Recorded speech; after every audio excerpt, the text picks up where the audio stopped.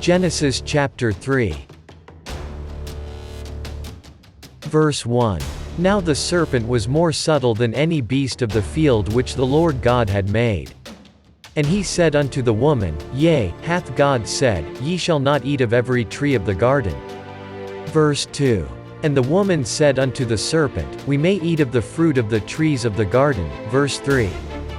But of the fruit of the tree which is in the midst of the garden, God hath said, Ye shall not eat of it, neither shall ye touch it, lest ye die. Verse 4. And the serpent said unto the woman, Ye shall not surely die. Verse 5.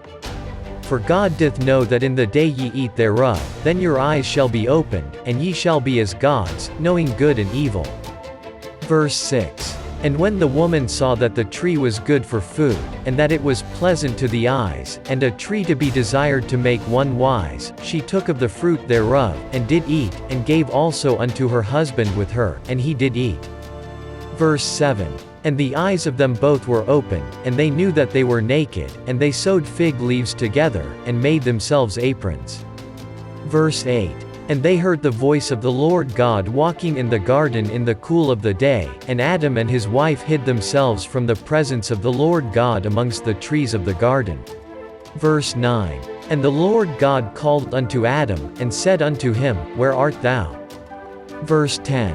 And he said, I heard thy voice in the garden, and I was afraid, because I was naked, and I hid myself. Verse 11. And he said, Who told thee that thou wast naked? Hast thou eaten of the tree, whereof I commanded thee that thou shouldest not eat? Verse 12. And the man said, The woman whom thou gavest to be with me, she gave me of the tree, and I did eat. Verse 13. And the Lord God said unto the woman, What is this that thou hast done? And the woman said, The serpent beguiled me, and I did eat. Verse 14. And the Lord God said unto the serpent, Because thou hast done this, thou art cursed above all cattle, and above every beast of the field, upon thy belly shalt thou go, and dust shalt thou eat all the days of thy life. Verse 15.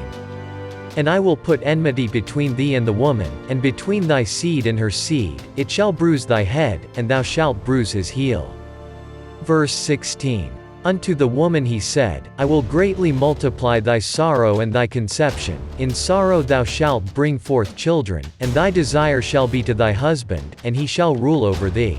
Verse 17. And unto Adam he said, Because thou hast hearkened unto the voice of thy wife, and hast eaten of the tree, of which I commanded thee, saying, Thou shalt not eat of it, cursed is the ground for thy sake, in sorrow shalt thou eat of it all the days of thy life. Verse 18. Thorns also and thistles shall it bring forth to thee, and thou shalt eat the herb of the field. Verse 19. In the sweat of thy face shalt thou eat bread, till thou return unto the ground, for out of it wast thou taken, for dust thou art, and unto dust shalt thou return. Verse 20. And Adam called his wife's name Eve, because she was the mother of all living. Verse 21. Unto Adam also and to his wife did the Lord God make coats of skins, and clothed them. Verse 22. And the Lord God said, Behold, the man is become as one of us, to know good and evil, and now, lest he put forth his hand, and take also of the tree of life, and eat, and live forever. Verse 23. Therefore the Lord God sent him forth from the Garden of Eden, to till the ground from whence he was taken. Verse 24.